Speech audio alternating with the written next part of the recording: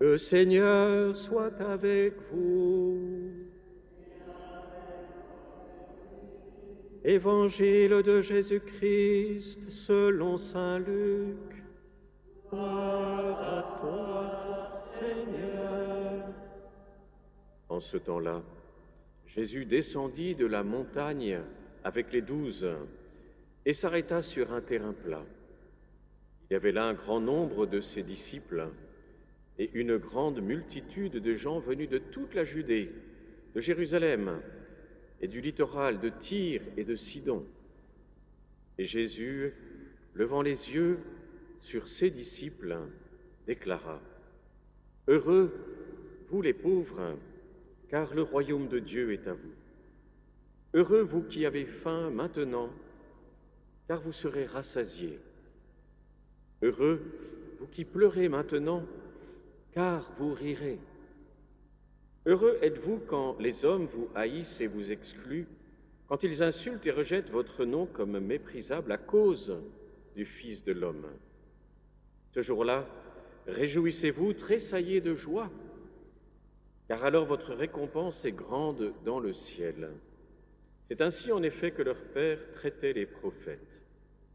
Et quel malheur pour vous, les riches, car vous avez votre consolation. Quel malheur pour vous qui êtes repus maintenant, car vous aurez faim. Quel malheur pour vous qui riez maintenant, car vous serez dans le deuil et vous pleurerez. Quel malheur pour vous lorsque tous les hommes disent du bien de vous. C'est ainsi en effet que leur Père traitait les faux prophètes. Acclamons la parole de Dieu.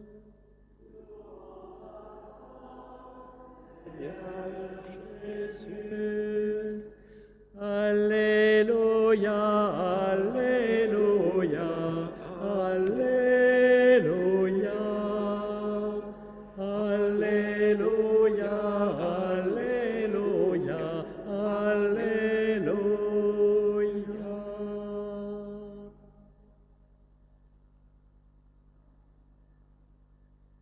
Il y a déjà de très nombreuses années, on pouvait trouver sur des blocs-notes, vous savez, ces to-do list, des blocs-notes, histoire de marquer tout ce qu'on a à faire, on le met sur son frigidaire, on le met dans sa chambre, sur sa porte.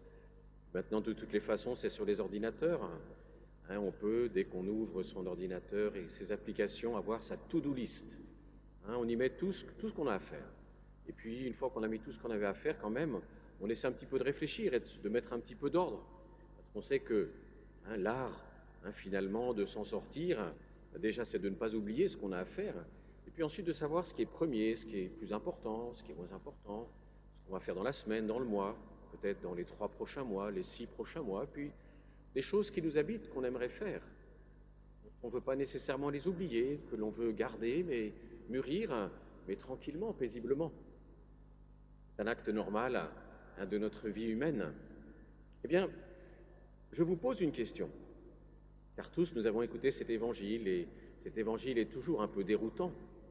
Cet évangile ne serait-il pas, pour le Seigneur et pour nous, une façon pour lui de nous dire dans ta to-do list, regarde loin, loin. Aujourd'hui, dans la méditation que nous allons faire, je vais vous proposer de garder au cœur le message de confiance que nous avons écouté dans la première lecture. De telle façon à pouvoir recevoir cet évangile, me semble-t-il, à sa juste mesure. Ce qui peut nous aider à entrer dans cette méditation de l'évangile, c'est de creuser un peu le terme qui, quelque part, nous rebute. À 4 reprises, car dans l'évangile de Luc, les béatitudes sont comme ramassées, on va entendre « heureux ». Heureux pour nous dans notre culture ou dans suivant la tranche d'âge dans laquelle on est, ça va résonner quand même d'une certaine façon. En réalité, le terme araméen qui est utilisé par le Christ signifie plus littéralement « ils ont le bien ». Ils ont le bien. Alors le traducteur, il essaie de dire, quand on a le bien, on est content, on est satisfait. Quand on possède un bien de valeur, on dit, bon ben, on va traduire heureux.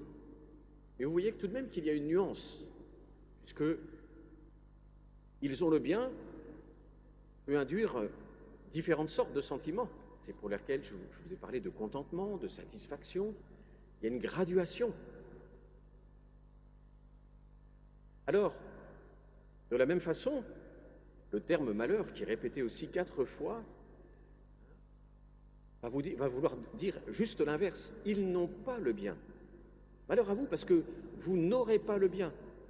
Si vous. Autrement dit, on n'est pas sur un plan, premièrement, moral, aujourd'hui, demain, et dans la to-do list, ce n'est pas uniquement ce qui se passe ces jours-ci. C'est un maître qui enseigne et puis qui regarde très loin, parce que la vie, on peut la regarder de bien des façons. Du reste, quand on atteint un certain âge, on se souvient de bien des choses qui ont fait partie du quotidien, puis on sait qu'il y a eu des périodes où on a mûri, on a grandi, il y a des choses, il a fallu voir plus loin, on a appris.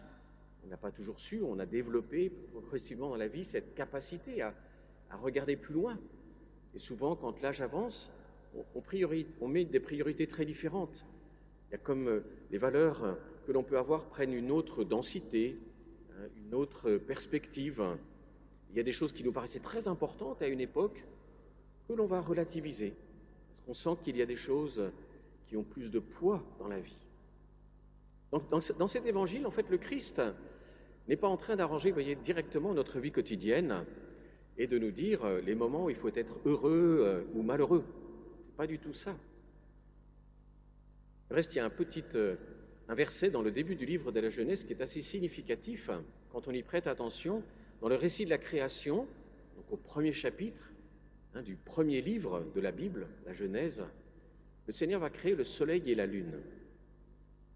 Et avant de nous dire qu'il les a créés pour séparer le jour de la nuit, il nous dit qu'il les a créés pour les fêtes. Pour les fêtes. C'est-à-dire pour marquer tous ces moments liturgiques dans lesquels nous allons être en célébration avec le Seigneur et tous ensemble. La lumière nous est donnée pour célébrer. Célébrer. Autrement dit, le Seigneur place notre vie dans une dynamique qui nous tourne vers cette célébration de la fête. Donc, le Seigneur nous invite constamment, du reste, à la joie, mais une joie qu'il va fonder sur d'autres valeurs. Et c'est là que l'Évangile est important. Parce qu'encore une fois, il va nous dire, bien sûr, dans ton quotidien, il y a beaucoup d'occasions, de joie, parfois de mélancolie, de tristesse, d'exultation, dans ta vie ou dans celle de ceux qui t'entourent, que tu aimes et donc que tu vas partager. Et comme toujours, il y a des moments où on peut faire une relecture un petit peu de ce que l'on a traversé. Et quand on fait une relecture, on n'est pas juste sur les petites choses du quotidien, on essaie de regarder plus amplement ce que l'on vit, comment on le vit, vers où on va, qu'est-ce que l'on désire. Et alors le Seigneur, c'est là qu'il intervient. Sa parole, en fait, ce sont ces moments-là qu'elle vient rejoindre. Et donc il faut nous libérer, vous voyez, quand on entend cet évangile, quand on le reçoit, d'une première lecture, j'allais dire un peu brute ou brutale, on s'imaginerait que d'être chrétien, c'est de mettre sa joie dans ce qui semble faire plutôt le malheur et de mettre le malheur dans ce qui, au contraire, viendrait réjouir le cœur. Ça n'est pas du tout de cet ordre-là. Il faut s'élever. Et le Seigneur nous dit, mais finalement, à travers ça, heureux vous les pauvres, vous qui avez faim, vous qui pleurez. Ça veut dire, ne te contente pas des apparences. Il y a un bonheur apparent où effectivement le bonheur va se traduire par une forme de jouissance. Et alors, on peut être attiré par ça. Et alors, on va se dire, le bonheur, c'est de tout avoir, c'est de tout posséder, c'est d'avoir tout ce que je veux, d'être sans cesse rassasié, de ne jamais pleurer. Et le Seigneur dit, fais attention. On pourrait le lire autrement si on met le commandement de l'amour fraternel, et donc de la solidarité, de la fraternité. Oula, c'est important de partager. Et quand on partage quelque chose que, par exemple, on essaie de faire en carême et qu'on peut faire à bien d'autres moments de la vie, on va se priver pour donner. On va donner de son temps pour écouter. On va accepter parfois de ne pas manger à sa faim pour partager avec d'autres. On va accepter de prendre de son bien s'appauvrir pour venir peut-être à des personnes qui ont le plus besoin ou à des associations qui portent des projets qui nous tiennent à cœur. Autrement dit, le Seigneur va dire, quand tu regardes ta vie, fais attention là où tu mets tes valeurs. Et en fait, d'une autre façon, il dit, n'écoute peut-être pas trop ou simplement la voix du monde qui t'entoure et qui veut tout simplement t'inviter à une forme de jouissance où tu vas finir par, en oubliant les autres, oublier en fait ta propre âme. Parce que les vraies valeurs profondes de l'âme ne sont pas simplement dans un plaisir égoïste, mais dans un plaisir partagé, où on ouvre son cœur, on ouvre son temps, on ouvre ses mains, on donne de ce que l'on a. Saint Paul, qui avait fait cette expérience, ira même jusqu'à dire « Il y a plus de joie à donner qu'à recevoir ». Ce n'est pas évident de dire « non, moi ce que j'aime, surtout quand on est enfant, ado, c'est qu'on nous donne ». Il y a une maturation dans notre vie où on apprend à découvrir une autre forme de joie. Ça ne vient pas tout seul. Ça demande un cheminement. On découvre que dans des formes de privation, en fait, on va rejoindre l'autre, peut-être qu'on va le toucher et qu'une joie va naître dans notre âme, au plus profond de nous, qui est d'un autre ordre. Autrement dit, le Christ aujourd'hui nous invite à évaluer nos valeurs profondes, notre manière de vivre les uns avec les autres. Et alors, ces fameux malheurs qui sont prononcés dans la deuxième moitié de l'Évangile prennent un autre relief. Ce sont comme des avertissements. Ce n'est pas le Christ qui vient comme condamner. Non, c'est comme un avertissement pour dire attention, regarde ceux qui sont autour de toi. Car si tu es le seul à être riche et que tous les autres sont misérables autour de toi, mais n'entends-tu pas que je vous ai voulu comme une famille ? Je vous aime tous aussi comme une famille, et donc il est important d'ouvrir ton cœur à ceux et celles qui sont proches de toi. Si tu es sans cesse à te repaître, à vouloir simplement satisfaire ce que tu portes, attention. Et donc, ces paroles, au contraire, qui sont fortes et qui peut-être, dans un premier temps dans l'Évangile, nous ont surpris, on peut peut-être nous choquer, en fait, sont excellentes. Parce que dans leur force, elles viennent nous donner un avertissement salutaire. Elles viennent nous dire comment regardes-tu ta vue, sur quoi tu fondais ta maison, quelles sont les fondations de ton existence. Parce que si dans les fondations, et on le sait bien, quand on doit faire construire une maison, si ce sont les fondations qui sont fragiles, la maison ne tient pas à grand-chose. Quand il faut réparer des fondations, on le regrette amèrement pour son budget. Les fondations, c'est bien poser les choses.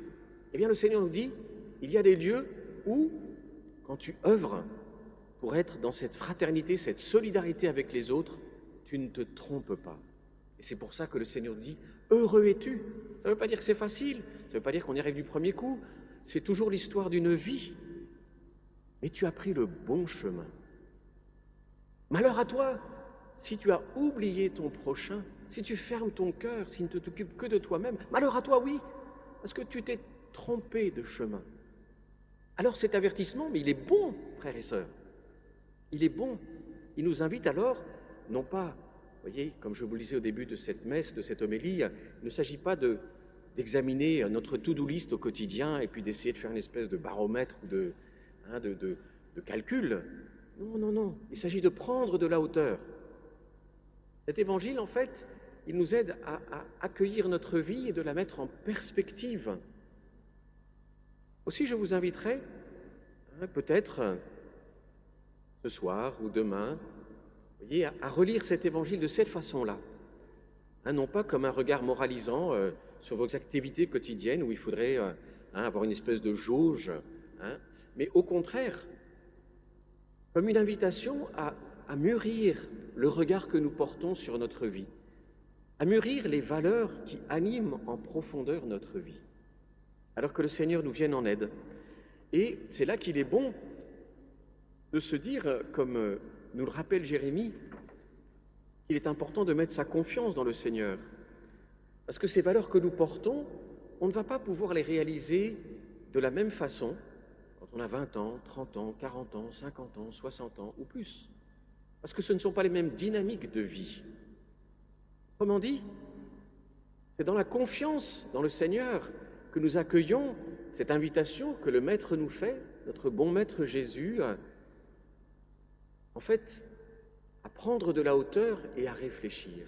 Car la manière dont nous allons incarner les invitations de cet évangile vont être très diverses, très variées, suivant les âges de la vie, suivant les situations dans lesquelles on se trouve. Autrement dit, entrer dans la confiance, c'est se garder de tout regard moralisateur qui serait précipité, quelque part qui serait vain et qui nous empêcherait d'aller en profondeur. D'aller en profondeur. Cet évangile, il s'agit de le recevoir vraiment comme un appel salutaire. Il faut prendre le temps de le méditer, de l'intérioriser, parce qu'il n'est pas là pour moraliser. Il est là au contraire pour nous aider. Alors l'expression importe peu, soit si on se place du côté de l'intelligence, on prend de la hauteur. Si on se place du côté du cœur, on dit je vais avoir de la profondeur dans mes choix, dans mes regards, dans mes relations, dans mes façons d'aborder les événements de la vie. Et c'est quelque chose que l'on va vivre progressivement, petit à petit. C'est l'histoire d'une vie. Ce n'est pas l'histoire d'une semaine ou de 8 jours ou de quelques mois. Aussi, prenons peut-être le temps, au cours de ce week-end, de rejeter un œil sur cet évangile et de l'accueillir dans sa véritable profondeur. Amen.